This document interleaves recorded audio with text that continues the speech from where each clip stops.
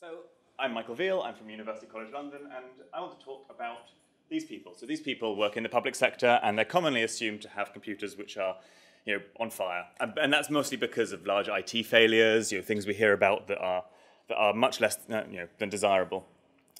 But in reality, these people face serious challenges in implementing the kind of systems that we've been talking about today, and these people are actually people, and they do have opinions on fairness and transparency, which do come through in their work. Public sector machine learning is potentially one way you can cut the stuff we've been talking about. It fits in with a lot of the kind of war stories and case studies and common data sets we have. I split it into two main types: anticipating, where you're really looking into the future, looking at where might be a crime hotspot, which households might end up being abusive to children, and these are all real examples happening now, by the way, in public sector machine learning, which restaurants might breach food safety tomorrow, which crimes might be more solvable than others, that's an example I've seen, which firms might go insolvent in the next 6 months.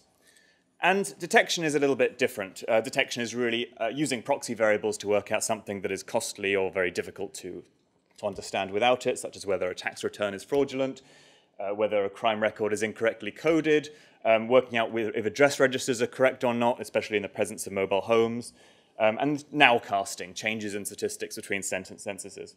So these are two ways you can kind of cut it. And we look at machine learning and we see this kind of broad process that I'm not going to outline because you're all familiar with it. However, in reality, in a public sector organization, as in many organizations, you've got a load of issues that can suddenly happen around it. You've got, like, can we sell it to another government or a department? Suddenly we're incentivized to collect new data. Our modeler was poached by a different area. What do our lawyers think? Have we need to submit a privacy impact assessment, and so on. And so these are the kind of real challenges that exist, and they exist within the implementation of things that we've got on posters around the room, so it's something we have to pay attention to. My core question is, how do those designing and deploying public sector machine learning systems today perceive and cope with these value-laden issues that we're talking about? And in this paper, I focus on transparency and opacity. And how did I do that? And how did I do that was quite interesting because shouldn't actually come up like animated. But I did it by interviewing. I interviewed 27 individuals who work in and around the public sector on the deployment of systems for operational decision-making based on machine learning. They were in 5 OECD countries. The US wasn't one of those countries, but they have to be anonymous because if I say the head of a tax office in a certain country, you can kind of know who that is. And it was in late 2016. And I asked them about various practical and ethical challenges they've had, and it was in sectors like police, taxation, child protection, fire, council services, interior affairs, prison management, and even emergency helicopter support. And these are all areas where machine learning is being deployed or piloted today. And I'm going to talk in 3 different categories and give some of the quotes and stories of these people and then kind of draw up some implications for design and modeling, and I'm sure you will also be able to draw some out of these too. The first one is that transparency, as we talk about, is often important to people for trust and buy-in reasons. So a machine learning modeler who led modeling at a tax agency told me that using neural networks, which they had the capability to do and the modeling expertise to do, might give them a small uplift, but the internal customers were not really happy with that because these are often departments doing an analysis on, say, tax fraud for the auditing department and so on. Because if the internal customers aren't knowing what the model is doing, then they get wary of picking up protected characteristics. So that's the logic that they have for understanding and using variables, and we've been talking about that, and that's quite common to talk about. However, you also have different kind of logics of transparency in these areas. So a police project lead on a project that tried to predict child abuse really said that they had no way to understand potential biases in the data beforehand because they couldn't link the data together until they'd undertaken a privacy impact assessment where they'd outlined the potential biases in their data and said, so all of the kind of methods we talk about here are assuming you have this data and you can do the analysis. So they were instead having to look at research and trying to figure out potential biases they might find and then be anticipating those. Whether a child is deaf or disabled is empirically linked to abuse, according to NGO research. And this was a really common thing you found, and people just didn't have the information about the kind of biases they were likely to find, and that made it very difficult to assess whether they should link data sets together or request for them to be linked. An NGO working in this space told about how transparency was really politically explosive, not necessarily because you might find bias in the models that you're using today, but because you're really likely to find bias in the systems that's gone previously. in historical data. And realistically, local government was really scared of, oh shucks, what will this algorithm unearth about all of the difficulties and challenges and biases we've been having in the last 10 years? So opening this up publicly is actually explosive politically for a different reason. You also found that transparency was used to get buy-in from the people who were deploying the model as decision support. So broadly for consequential decisions, there are some systems where algorithms are taking over and automating our life and so on. But a lot of these decisions are made by people. They read the outputs of a map or they read the outputs of a risk score, and there is a human in the loop mediating these. And when we're predicting rare events, this is likely to continue for a long time because there are only so many rare events and we can afford to have a human in the loop, and probably will do. And in essence, if an action requires somebody to carry it out, like go on a walk, a patrol when they're going policing, they do have autonomy because they control their own legs, and they're trying to actually control where they go exactly is not very useful. Yet, when you try and deploy these systems, the people deploying them were explaining that they wanted to hedge against officers being told what to do by these models. So they wanted to let them look at the predictions and make their own, use their own intuition to figure these out. So look at the top 3, for example, and say, hey, what do I want to do out of these kind of things? And then, hopefully, would increase uptake and increase some kind of use of these systems. Yet, that's problematic, because if the kind of biases that come into a system in reality aren't just restricted to the model. People can over-rely on decisions when they agree with them, and then they can refuse to use them when they disagree. And that's what a modeler at a justice ministry explained about a recidivism risk score that was being used to allocate resources within prisons. When you can base rules on output thresholds and say, hey, we're going to do this over a certain value. As soon as you get above this value, we'll trigger this kind of course that you get allowed to put on. But if you link it to professional judgment and just say, hey, as a risk score, decide what you want, they really found that people were introducing new biases in the system they couldn't control. So if we don't really look at the whole chain of events, we get quite a difficult picture. In addition, we often talk about people thinking algorithms are neutral and following them blindly, but what you find talking across a variety of sectors is this is really not a consistent picture, even within the same organization. So the former lead of a national predictive policing strategy explained that when they used machine learning systems to try and deploy helicopter pilots to the right place, so they were in the right area of a country or of a sort of region where there might be crime, they were really reluctant to use that because they're really used to deciding where to go themselves. So they didn't want to use the system at all. However, when they presented it just the similar role of people on motorbikes, they loved it. They were like, yeah, we're going to just go left, go right, go here, go there, go everywhere. And so this is a similar challenge, but we're looking at really different dynamics. So we can't make generalizations about whether people over-rely or under-rely without thinking about context. I think it's really important to do that. So the second category is really transparency for decision-making. And here I'm thinking about how you sort of look at what a model is outputting and have a discussion about what you do in relation to it.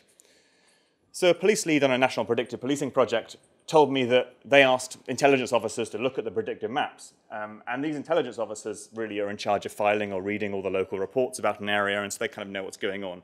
And they then might take this map that had been produced by a geospatial model, a bit like PredPol, and say, although this government made it in-house, and said, hey, this area is not really high risk because we arrested that burglar. Or we changed all the locks on this building last month, so that's unlikely to have any break-ins. So they were manually changing the outputs in the model, and they spent about 2 days doing this before they used it for the next week.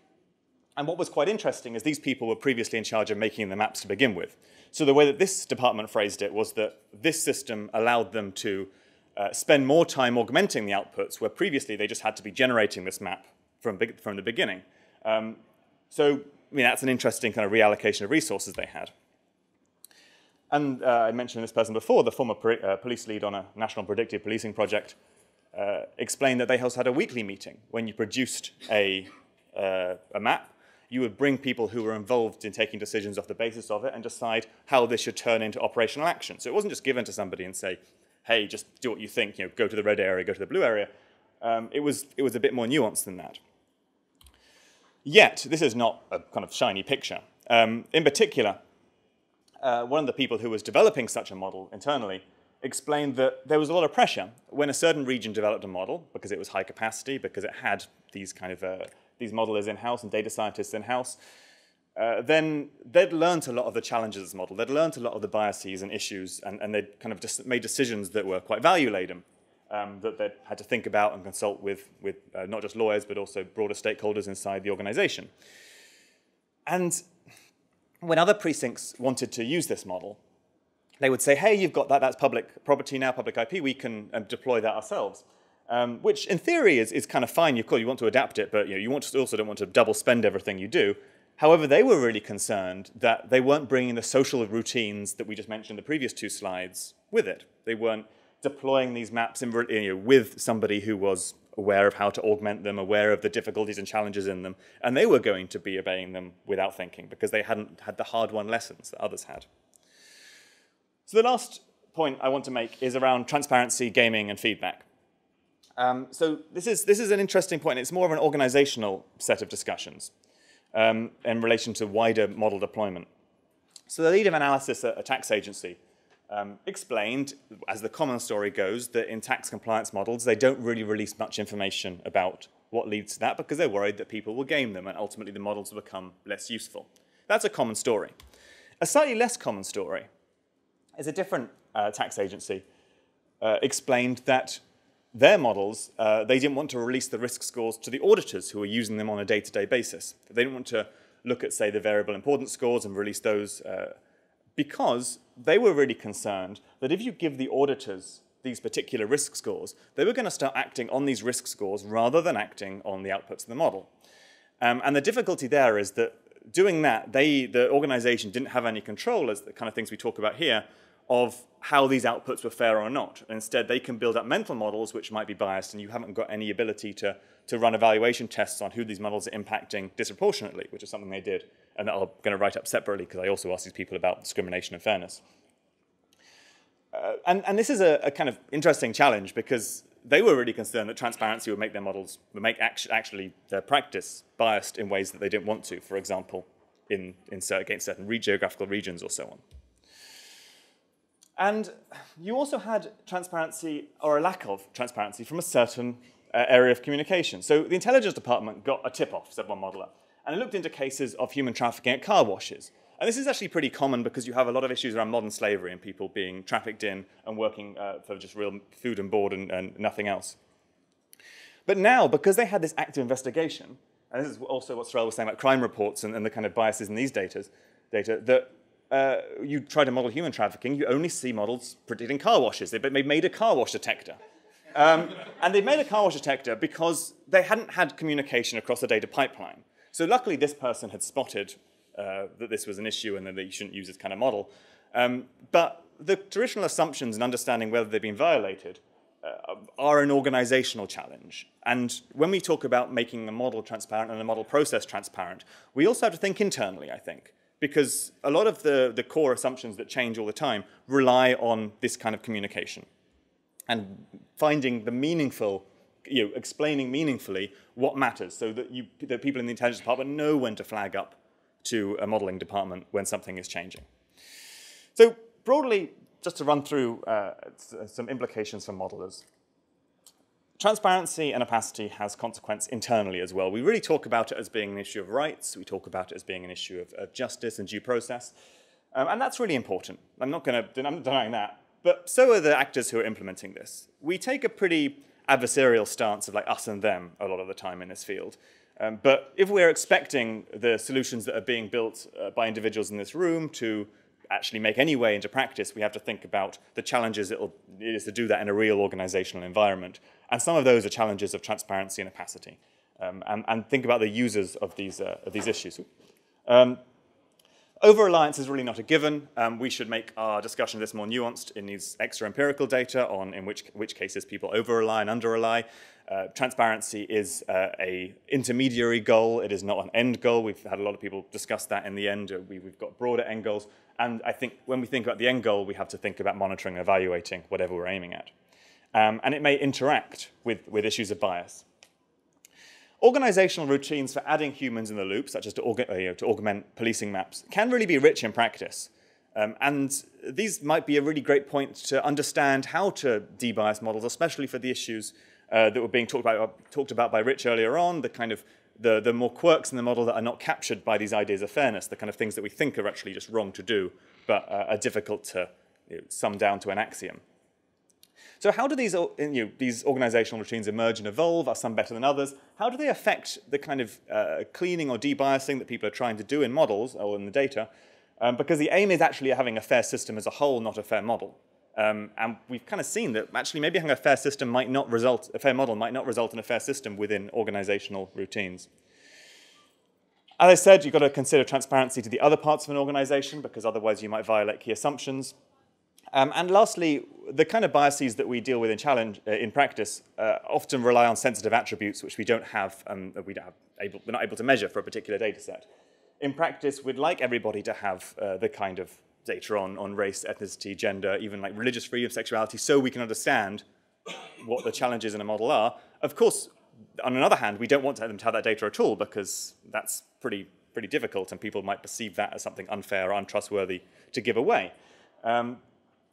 And there's some good parts in EU law, for example. Data protection impact assessments are still going to be required for high-risk activities, and obviously privacy impact assessments have a long history. But it does require understanding data often before you have it. And this is a kind of a really big challenge. Or maybe you will never have it. Maybe you'll never be able to get this kind of data that you don't want to discriminate over. So what's next? Next for me, and I think I think it's important to do for other people in this room, is to do action research, really. We talk a lot with benchmark data sets, and that's inherited from machine learning research, where benchmark data sets are the norm. But real data sets are really the gold mine, and real institutions and real practices. And this means going into an organization and defining, with people internal and external to it, what fairness means in that context. It means working in an embedded way, getting access to data, building trust, trying to deploy something. You're going to find that there's going to be weird barriers and hurdles that you didn't imagine were theoretically a problem. And this is really treating organizations as co-investigators. And there are many organizations that want to do this. There are many organizations that are really up for this. It's a challenge when you've got things like Compass, which is a proprietary system that's procured. And this might not be the appropriate research method for that. But there are also other times when there are organizations trying to model and do analysis today, which can be worked with. So to end on that, the paper's on archive and on the website. And if there's any questions, then Sir Humphrey will be happy to pass them on to me in the bottom of the red box. Cool, thanks.